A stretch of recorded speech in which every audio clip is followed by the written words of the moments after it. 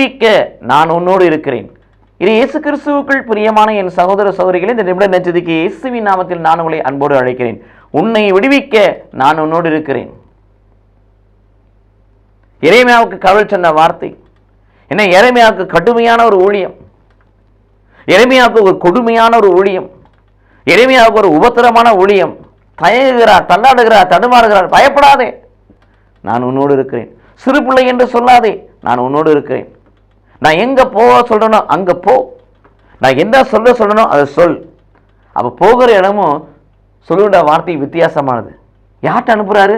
நாட்டுக்கு அனுப்புகிறார், யூதாவின் அரசனிடத்தில் அனுப்புகிறார், மத தலைவர்கிட்ட அனுப்புகிறார், குருக்களிடத்தில் அனுப்புகிறார், அதிகாரம் உள்ளவர்கள் மத்தியிலே அனுப்பப்படுகிறார். அங்க போய் கடவுள் சொல்வதை அவர் சொல்ல வேண்டும்.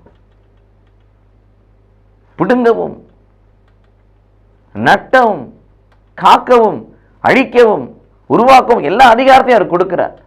ஆனால் இதெல்லாம் யாருக்கு எதிராக இருக்குனாக்கா, அதிகாரத்தில் உள்ளவர்களுக்கு எதிராக, நாட்டுக்கு எதிராக, நாட்டு மக்களுக்கு எதிராக, அரசர்களுக்கு எதிராக, குருக்களுக்கு எதிராக, தலைவர்களுக்கு எதிராக, இவர்களுக்கு எதிராக அந்த பணியை செய்ய வேண்டும். ஆகவே அவர் தயங்குகிறார் பிரியமானவர்களே. ஆனாலும் கடவுள் அவரை திடப்படுத்துகிறார். பயப்படாதே, உன்னை விடுவிக்க நான் உன்னோடு இருக்கிறேன்.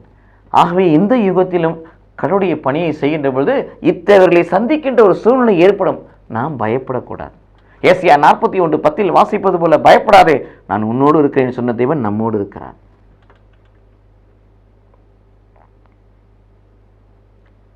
செப்பனியா 3:15 வாசிப்பது போல, ஆண்டவர் நடுவில் இருக்கிறார், நீ தீமையே காணாதிருப்பாய் என்று சொல்லுகிறார்.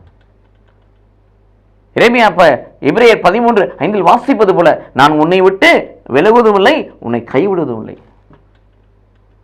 யோசுவா 1:5 வாசிப்பது போல, மோசேயோடு இருந்தது போல நான் உன்னோடு இருப்பேன் என்று ஆண்டவர் சொல்லுகிறார்.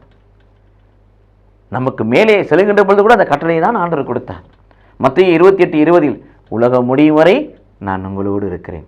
இது இயேசு கிறிஸ்துவுக்குள் பிரியமானவர்களே, எரேமியாவை திடப்படுத்திய கடவுள் நேற்றும் இன்றும் என்று மாறாதவர், நம்மை திடப்படுத்த நல்லவரும் வல்லவருமாய் இருக்கிறார். ஆகவே உலகம் முடியும் வரை அவர் நம்மோடு இருக்கிற அப்படின்னாலே, யாரிடத்தில் அனுப்புகிறாரோ அவ்விடத்தில் நாம் அனுப்பப்பட வேண்டும். யாரிடத்தில் எதை சொல்லுகிறாரோ அதை சொல்ல வேண்டும். இந்த இரண்டுக்கும் பயப்படாத வாழ்வை பெற்றுக்கொள்வோம். பணிவோடு துணிவோடு அவர் பணியை செய்வோம். கடவுள் நம்மை ஆசீர்வதிப்பாராக. ஆமென்.